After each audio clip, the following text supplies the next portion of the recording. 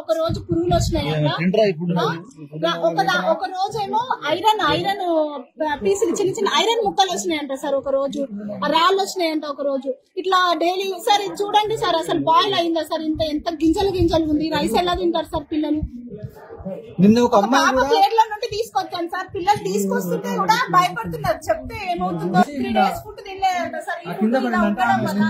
సాయంత్రం అంబులెన్స్ కూడా వచ్చిందంట సార్, స్కూల్ కి అంబులెన్స్ వచ్చి తీసుకెళ్ళి బట్టలు వాష్ చేసుకోక ఆ బట్టలు రిటర్న్ తీసుకెళ్తున్నా, మళ్ళీ బట్టలు కొత్త ఇంటి దగ్గర వాష్ చేసుకొని తీసుకొస్తున్నా సార్. నేను హైదరాబాద్ నుండి వచ్చాను సార్, ఇప్పుడు బట్టలు తీసుకెళ్తాను, మళ్ళీ నెక్స్ట్ వీక్ బట్టలు తీసుకొని వస్తాను సార్.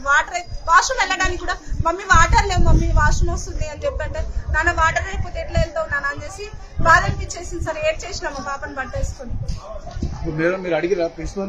అడిగినాం సార్, 2 times అడిగాను. నేను వచ్చినప్పుడు ఒకసారి అడిగాను, మా హస్బెండ్ వచ్చినప్పుడు ఒకసారి అడిగారు. వస్తాయి అని అంటున్నారు.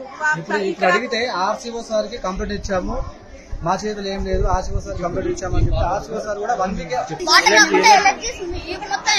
నైట్ మొత్తం గోక్కొని నిద్ర రావట్లేదు, పండుకోవాల్సింది. ఇక్కడ ఇంటర్ వాళ్ళ రూమ్స్ క్లాసెస్ రూమ్ లో పండుకుంటున్నాం, క్లాస్ రూమ్ లో పండుకుంటున్నాం. దోమలు ఇవన్నీ కుడుతున్నాయి, కొన్ని క్లాసెస్ అయితే పగిలిపోయినాయి, దాంట్లో నుంచి ఈగలు దోమలన్నీ వస్తున్నాయి. కరెంట్ కూడా మధ్య నైట్ లో పోతుంది. వాటర్ రావడం ట్యాంకర్స్ తెప్పిస్తున్నారు, ఈవినింగ్ వాటర్ నింపుతున్నారు, మార్నింగ్ వదులుతున్నారు. 3-4 days. ఫుడ్ ఎలా ఉన్నాం ఫుడ్ బాగాలేదు, అసలు బాగా ఇంటర్ వాళ్ళు వచ్చినప్పుడు బాగాలేదు, అంత పురుగులు అవుతున్నాయట.